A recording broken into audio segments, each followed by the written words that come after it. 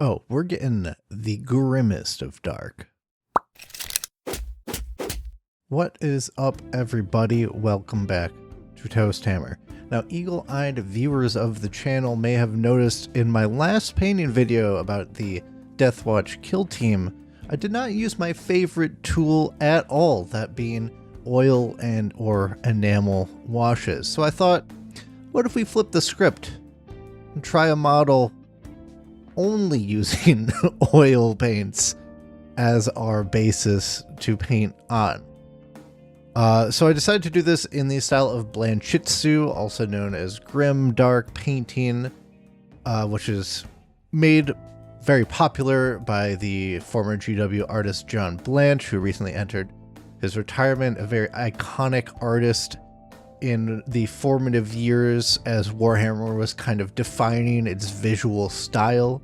He's known very much for his use of the Zorn palette by, I believe, a Dutch painter of the same name. So we're going to go ahead and try and apply those techniques to some Ash Waste Nomads in Necromunda. Let's get into it.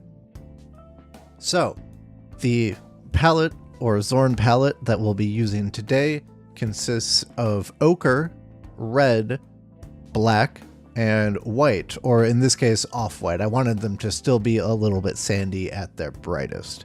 We're also going to add two more colors that are not traditionally paints in the Zorn palette, but they are in fact kind of within that same color spectrum, as in you can mix paints to get these tints. It'll just save us a little bit of time. And those are going to be burnt umber and burnt sienna, which will kind of just give us a little bit more brown tones to work with without having to mix colors together. Oil paint mixing is pretty easy to do, but I'm still new to it, so I don't trust myself fully.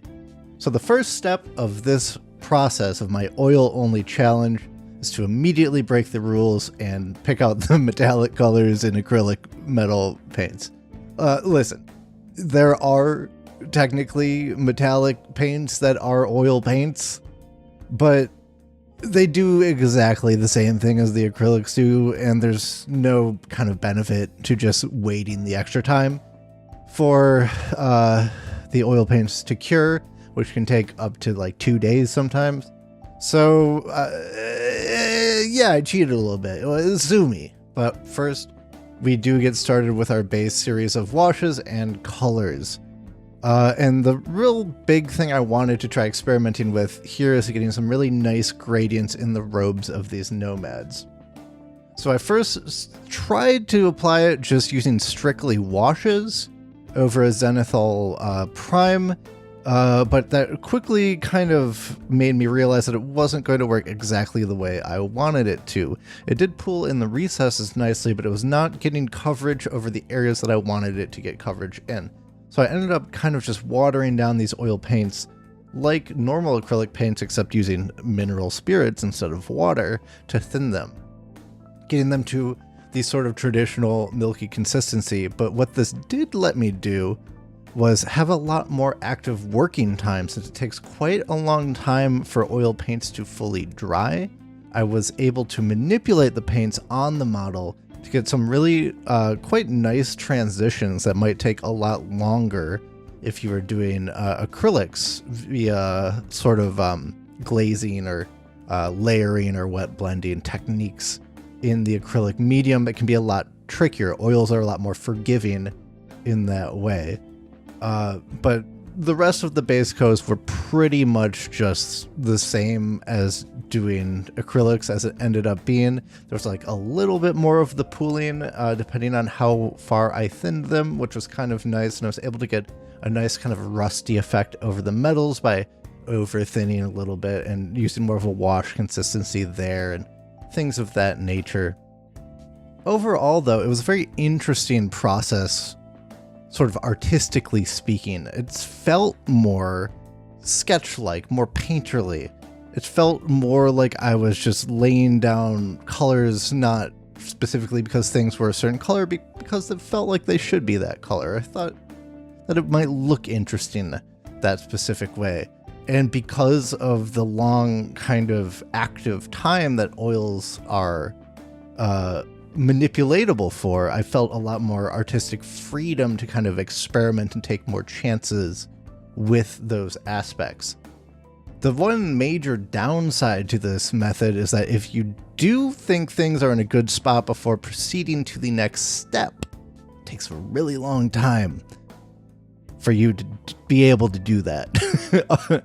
Sometimes 24 hours, sometimes even a little bit more than 24 hours for those oil paints to cure and lock in so you can safely continue applying paints and thinner on top of them. And I did kind of get impatient in a couple of moments, and that may have messed things up in a couple of spots, but hopefully I was able to cover up those mistakes later on down the line.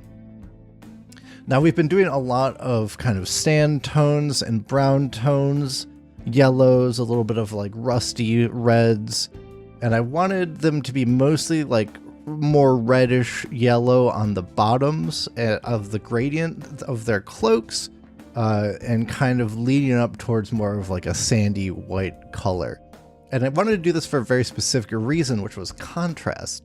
I wanted their face masks to be the kind of highlight point of the model that draws the eye, and I've been saving the pure red tone specifically for that purpose, to just pick out those face masks with red, dot the eyes with black, and then we have a really nice high contrast, impactful look to these models that I think really completes the kind of Blanchitsu style of color palette by incorporating all of those Zorn colors and all of those highly contrasting bits.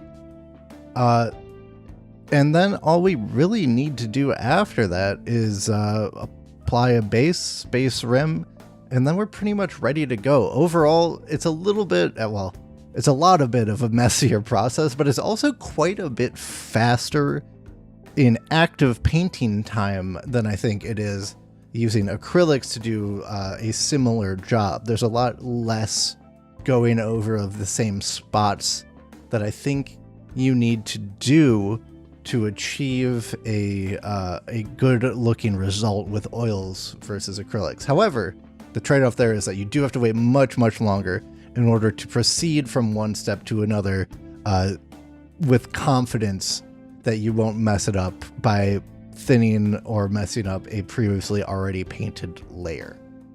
So with our ash waste gangs done, let's go ahead and take a look.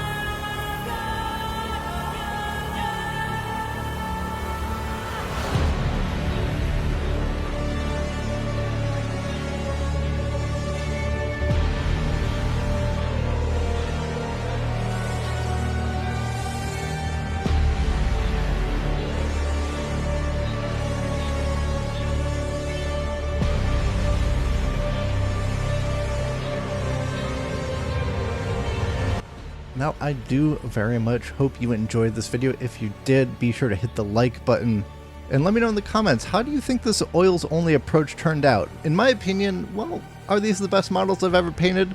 Probably not, but it was an interesting experiment for me and definitely an interesting challenge that pushed my boundaries of what I was comfortable with, and I think it allowed me to open my eyes up to some new techniques I might consider in the future.